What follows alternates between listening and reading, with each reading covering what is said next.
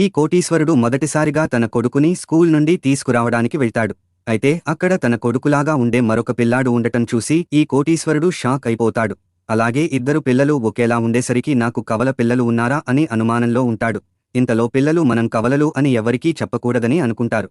అప్పుడు ఇదంతా వింటున్న ఈ కుర్రాడు తనకు కవల పిల్లలు ఉండటం చూసి సంతోషపడుతూ ఉంటాడు. కానీ ఇతడికి తెలియనిది ఏమిటంటే వీళ్లే కాకుండా ఇతడికి మరో 3 పిల్లలు ఉంటారు. అసలేం జరిగిందంటే 6 ఏళ్ల క్రితం ఈ కోటీశ్వరుడు తాగిన మత్తులో ఉండి పొరపాటున వేరొక రూంలోకి వెళ్లిపోతాడు. అలా ఇతడు ఆ గదిలో ఉన్న ఒక పెళ్లికాని అమ్మాయితో ఏకాంతంగా గడుపుతాడు. అందువల్ల ఆ అమ్మాయికి 5 కవల పిల్లలు పుడతారు. కాని ఈ విషయం ఈ కోటీశ్వరుల కుర్రాడికి తెలియదు.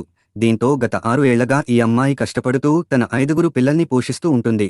అందుకని తమ తల్లిని ఇంకా కష్టపెట్టడం ఇష్టం లేక ఈ పిల్లలందరూ ప్లాన్ వేసుకుని వీళ్లలో పెద్దవాడిని ఒక బాక్స్లో పెట్టి ప్యాకింగ్ చేసి ఈ బాక్సును నేరుగా తన తండ్రి కంపెనీకి కొరియర్గా పంపుతారు. ఎందుకంటే తమ తండ్రి ఈ పెద్ద పిల్లాడిని పెంచుతాడని పిల్లలందరూ ఆశిస్తారు.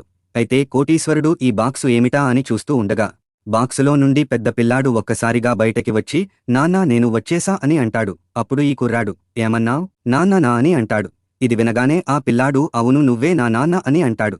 కాని కోటీశ్వరుడు బాబు నువ్వు ఎవరో అనుకుని నా దగ్గరకు వచ్చావు అని అంటాడు. అప్పుడు ఈ పిల్లాడు కోటీశ్వరుడి పేరు అలాగే అతడి అలవాట్లు చెప్తూ ఉంటాడు. అప్పుడు ఈ కుర్రాడు నా గురించి ఇన్ని విషయాలు ఈ పిల్లాడికి ఎలా తెలుసు అని ఆశ్చర్యపోతూ ఉంటాడు. నిజానికి ఈ పిల్లాడి తల్లి కూడా ఇదే కంపెనీలో పనిచేస్తూ ఉంటుంది. అయితే ఆ అమ్మాయి తన కొడుకు మాట వినగానే సీఈఓ రూంలోకి వచ్చి కోటీశ్వరుడికి క్షమాపణలు చెబుతూ నా కొడుకు పొరపాటున ఎవరో అనుకుని మీ దగ్గరకు వచ్చాడని అంటుంది. అలాగే తన కొడుకును అక్కడ నుండి తీసుకువెళ్లడానికి సిద్ధమవుతుంది. ఇంతలో ఈ కుర్రాడు ఆ అమ్మాయి ఛాతి మీద ఉన్న నక్షత్రపు టాటూ చూస్తాడు. ఇది చూడగానే తాను 6 సంవత్సరాల క్రితం గడిపిన అమ్మాయి ఛాతి మీద ఇలాంటి మచ్చనే ఉంది కదా అని ఈమెను పట్టుకుని ఆ రోజు నాతో గడిపింది నువ్వే కదా అని అడుగుతాడు. కాని ఈ అమ్మాయి మీరు పొరపాటు పడుతున్నారని నేను అలాంటి అమ్మాయిని కాదని చెప్తుంది.